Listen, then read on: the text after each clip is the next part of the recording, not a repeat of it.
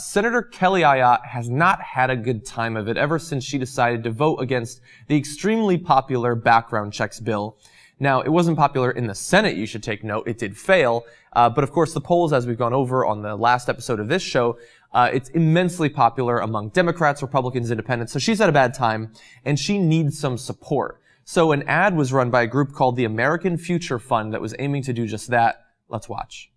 Those commercials from out-of-state groups attacking Kelly Ayotte are flat out wrong. Those attack commercials are partisan and deliberately misleading. I know they're distorting her record. When it comes to preventing gun violence, Kelly voted for what works, fixing background checks and strengthening mental health screenings. Kelly Ayotte has worked closely with New Hampshire law enforcement to put violent criminals behind bars. Kelly has the courage and independence to stand up and do what's right for New Hampshire. She's helped make our community safer. What most of us here in New Hampshire support are common sense gun reforms, and that's what Kelly voted for.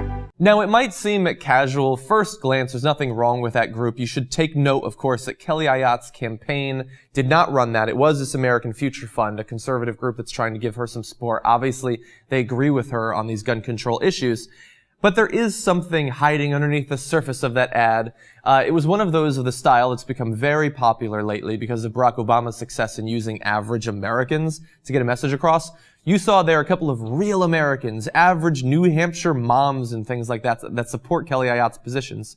Of course, when you look into it, they're not average Americans. They're extremely connected, long-term, loyal Republicans. You might not be surprised to find out that, but let's break down the connections a few times so you don't think that I'm exaggerating. First woman we're going to talk about that was in the ad was Jane Millerick.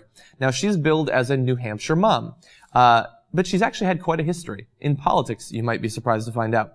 She was a Republican strategist who served as chairman of the New Hampshire Republican State Committee, a New Hampshire Republican delegate back in 2008, and was a member of New Hampshire Women for Mitt Coalition in 2012.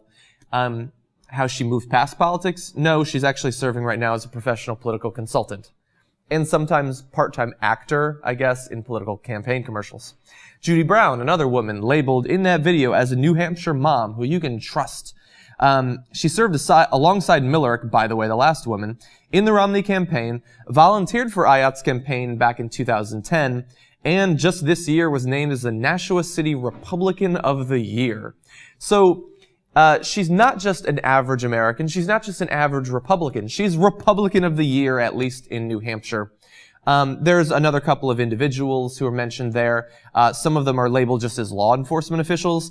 They've previously, by the way, those particular law enforcement officials have come out in support of Ayotte and are featured on her Facebook page. Now look, this is not something that just Kelly Ayotte's supporters do. Both Democrats and Republicans occasionally try to sneak in somebody to support them. I think McConnell had that recently. Oh, actually, Todd Akin did that. Some of the Women for Akin. It was like people working on his campaign. It's laughable, and I like that the information came out about them because this isn't an issue that we often get to laugh about.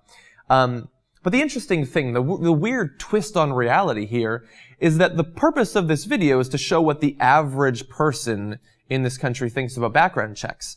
This is not the right way to measure that. We do actually have ways to measure that, and they're called public opinion polls. And as we've previously discussed on this show, they show that people are very much in support of the background checks. So this is ridiculous. It's laughable. It's actually kind of pathetic that they couldn't actually find a few regular Republican women to be in this ad.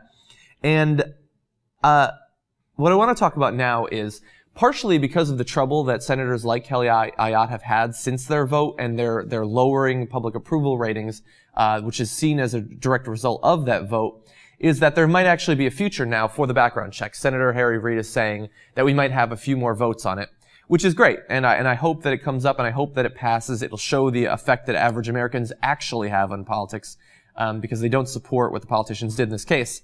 But let's put this quickly in perspective, at the risk of belaboring this entire point. In the wake of Sandy Hook, we saw a possible silver lining in that despite this horrible tragedy and the lives lost, there might be some substantive legislation to do something, anything, whatever we can do to make tragedies like this less likely to happen in the future.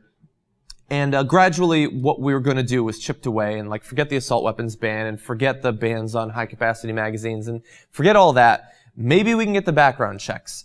That failed. Now it's coming back and we're supposed to be happy. as if that was like the grand goal that we've had this entire year, was to get background checks, to get a slight expansion of background checks, make them a little bit easier to check into in a couple of areas like the online sales and the person-to-person transfer of guns and things like that. But that's not what we were looking for here. And I think that when you look at it in perspective, when you look at what we originally wanted and what we're getting now after just the beating that these Republicans and some Democratic senators have gotten, I think that it's actually pretty weak. And I suppose that Kelly Ayotte's doing better off than she should be if the people actually had their way.